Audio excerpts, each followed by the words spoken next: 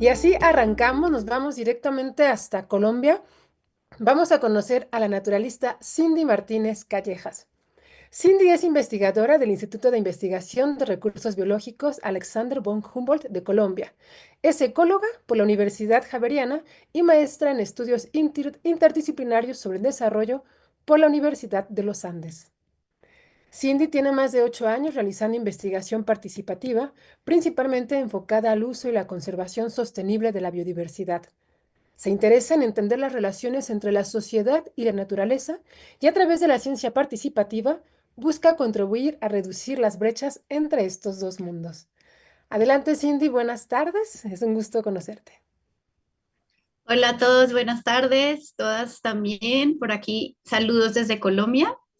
Un gusto poder presentarles pues como ese corrido o ese recorrido que he desarrollado a lo largo de mis 13 años de trabajo como ecóloga.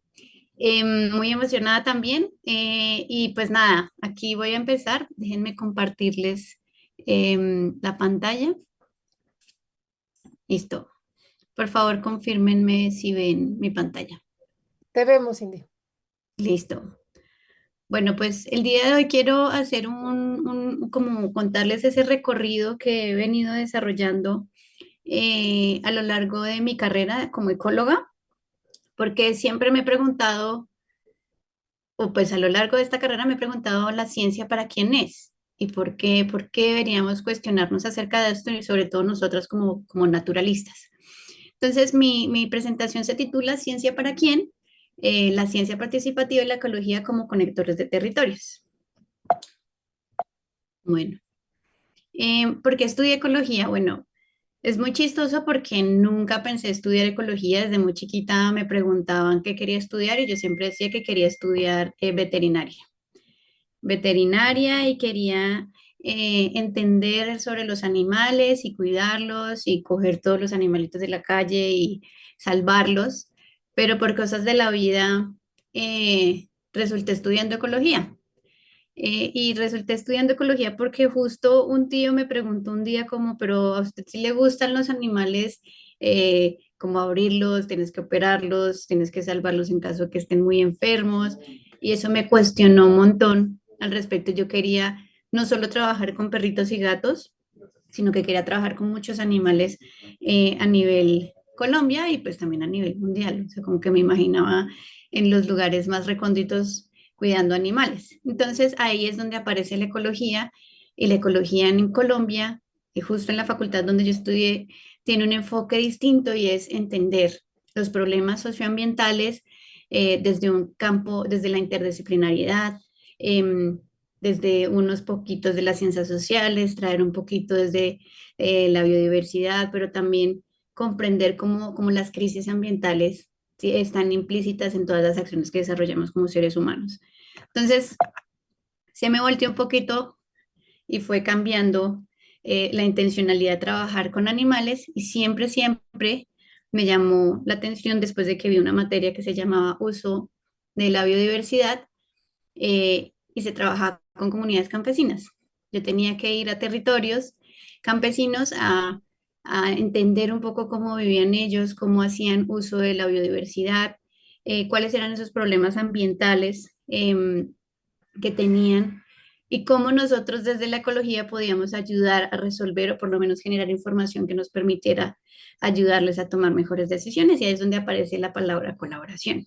Ahí encierro un poquito ese primer acercamiento a mi carrera profesional.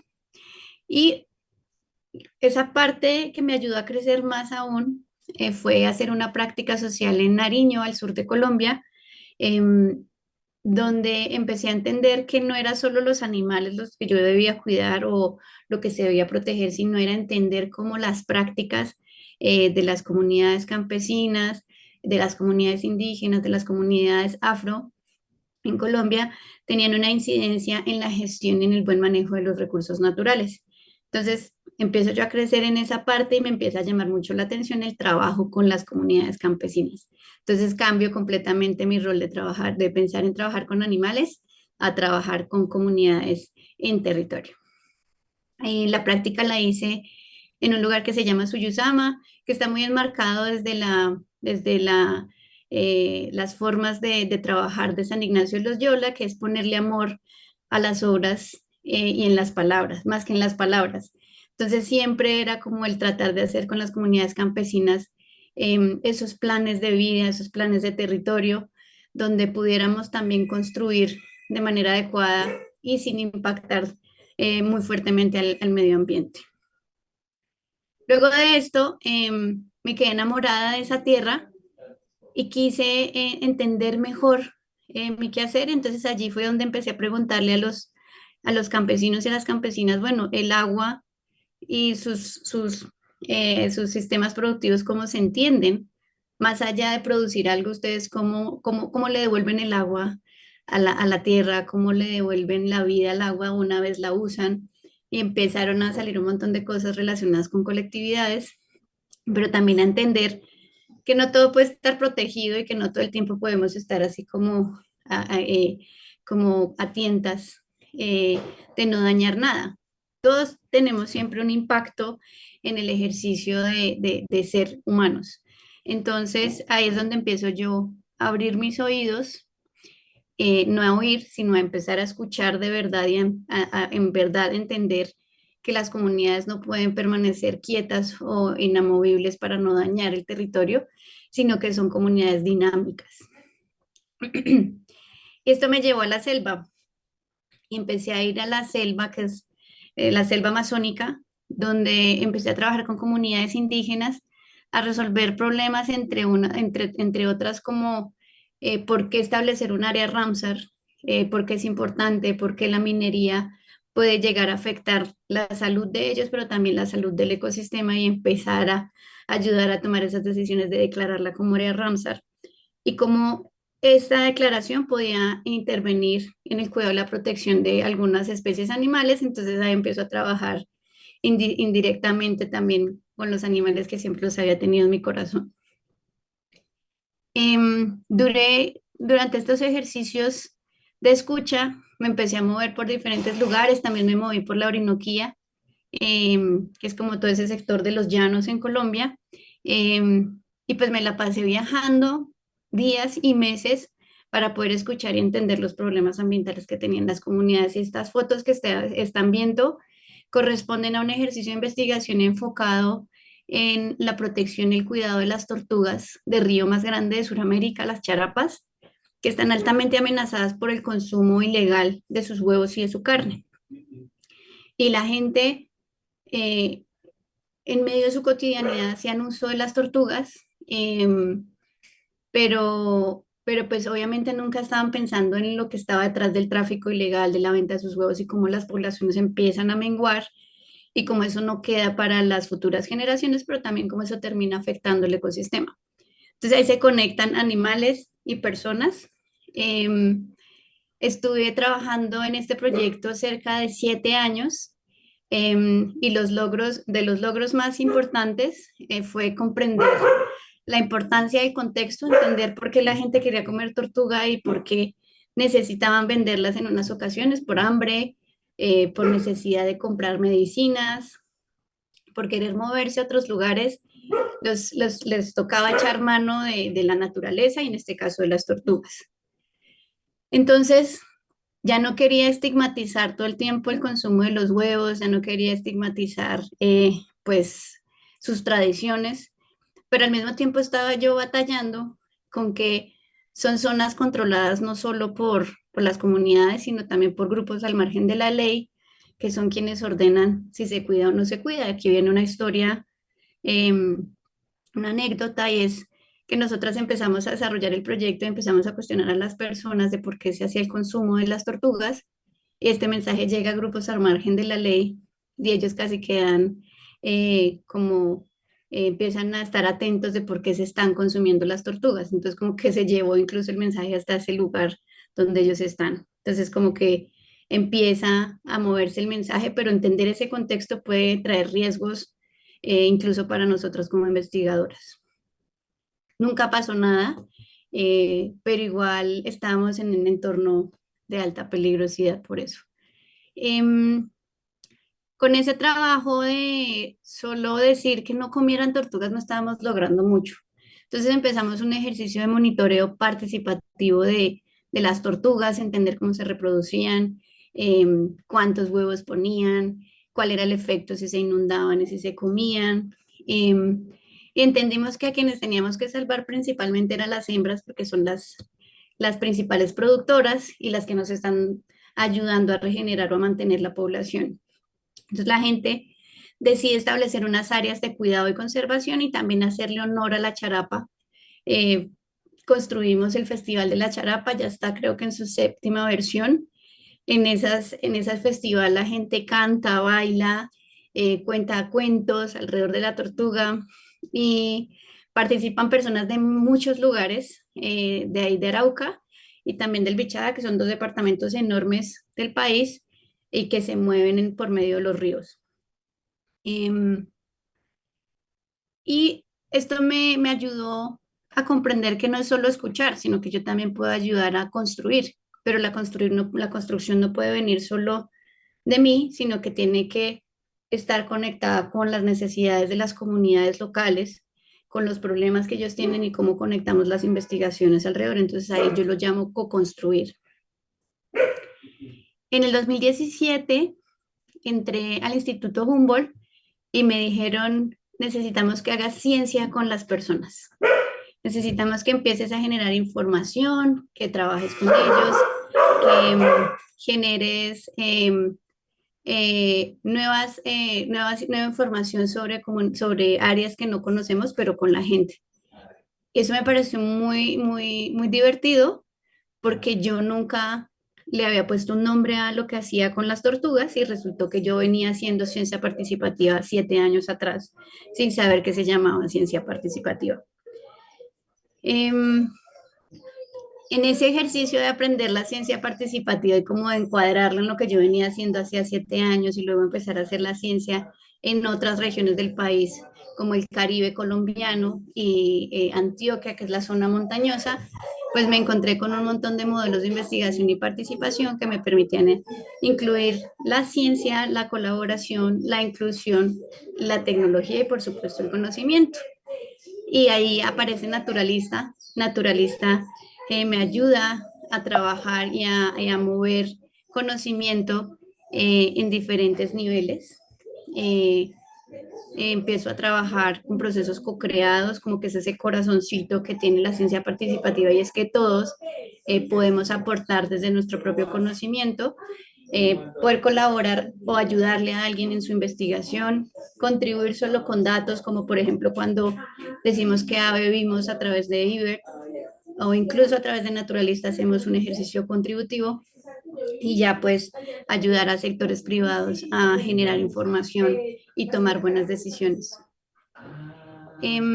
Eso pues obviamente me ha venido enseñando que la ciencia participativa tiene muchos beneficios, entre esos trae beneficios sociales porque genera y crea espacios colaborativos, también mejora los conocimientos científicos desde un beneficio académico, genera mayor concientización porque cuando la gente se involucra en los ejercicios de investigar y de ir un poquito más allá de cuestionar lo que está pasando en su territorio, pues los hace más conscientes y apropian los problemas ambientales. Y por supuesto es educativo, pues porque sensibiliza y crea nuevos espacios, moviliza el conocimiento.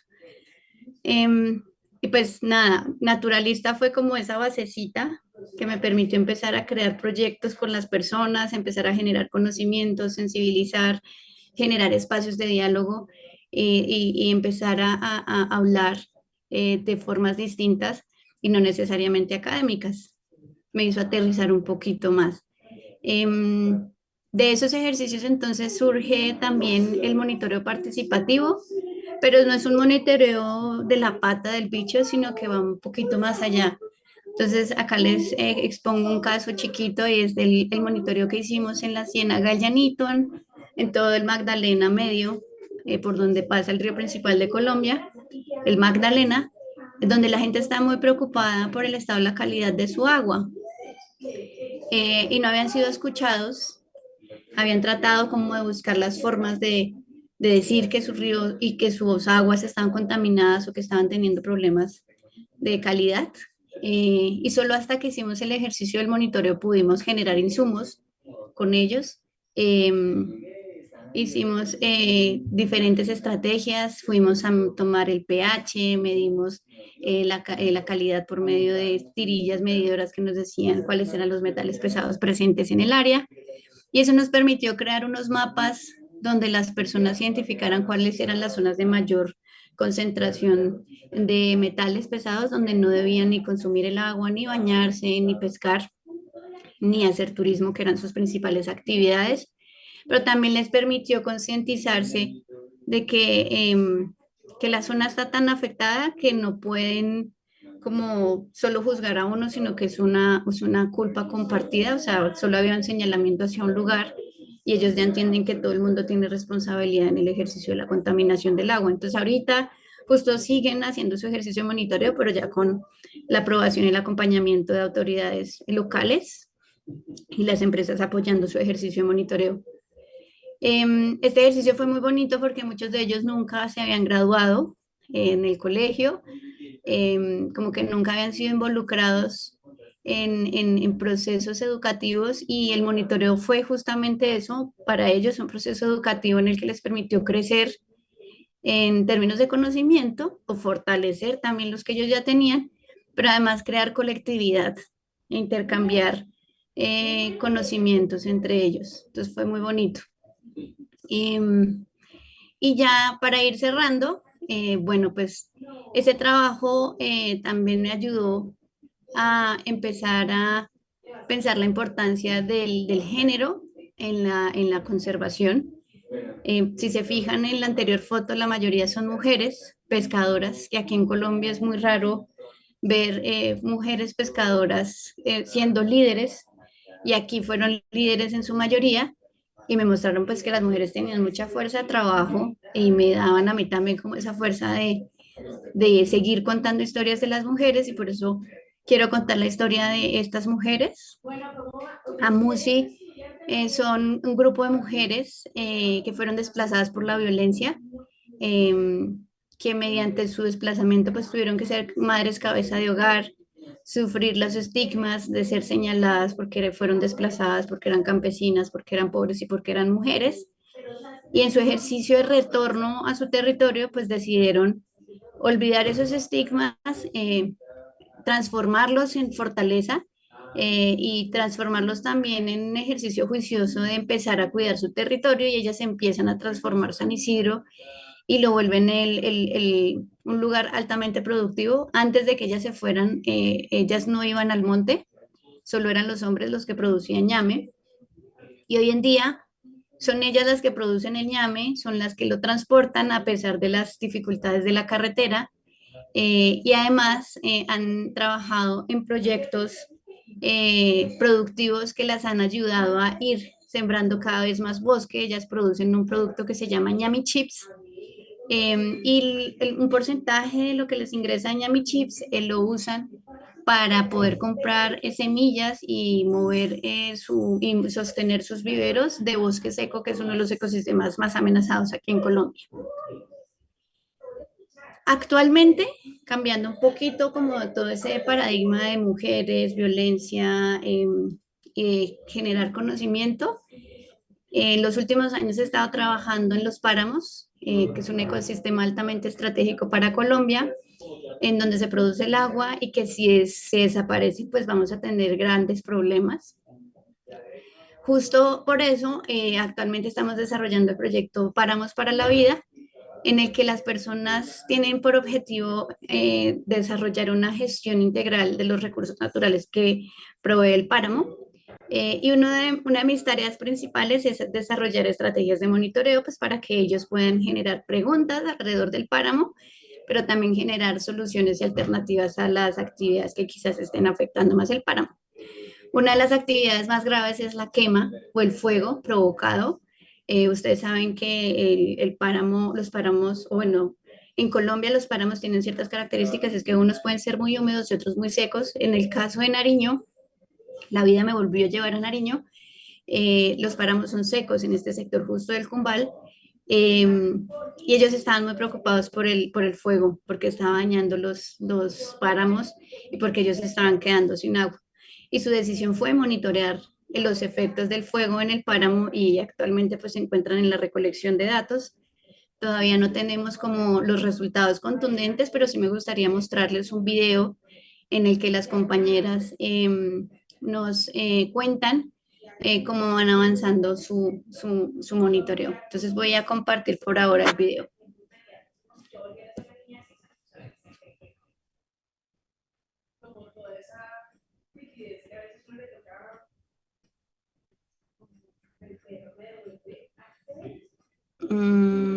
No sé si me cuentan si no escuchan bien.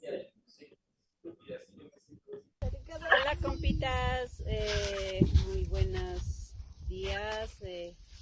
Estamos en este territorio indígena del Gran Cumbal, en el páramo llamado La Mata Redonda. Aquí con mis compañeras estamos monitoreando este páramo que hace unos años atrás se había quemado y el día de hoy pues estamos aquí mirando qué planticas ya están creciendo y el número de planticas también. Estamos monitoreando cada 3 meses, cuidando nuestro páramo, cuidando nuestro territorio, para que pues no nos falte el agüita. Invitamos a todos y a todas para que sigamos cuidando, no quememos, no talemos y aquí estamos con las niñas, con las señoras, cuidando este territorio y también pues de nuestras plantitas que aquí existen, como es el frailejón y los demás arbustos que existen en el parque. Compitas, pues un saludo para todas y todos. Bye bye.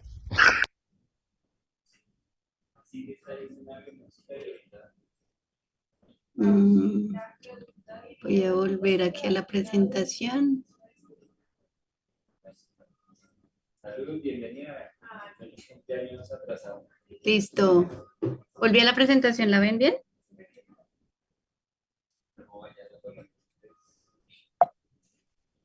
Yo no la veo así. ¿Sí? ¿Ya la ven bien? Creo que ya está cargando.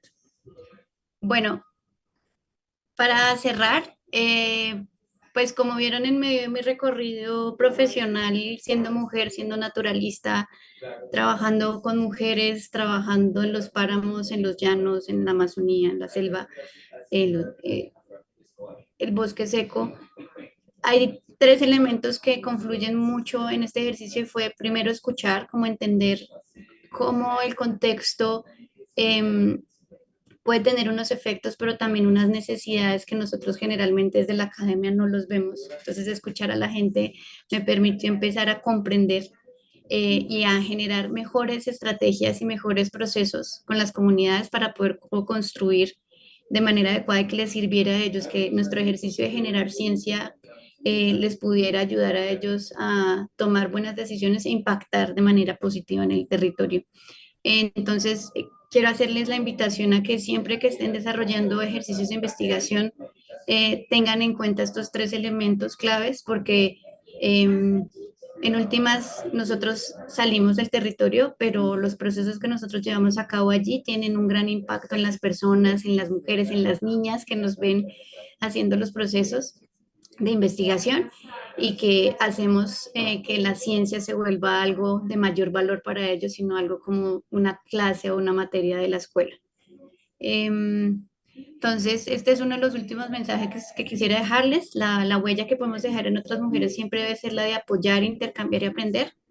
Ya la naturaleza nos dio ese don a través de nuestros cuerpos. Potenciémoslo siempre con el corazón y con la mente. Muchas gracias.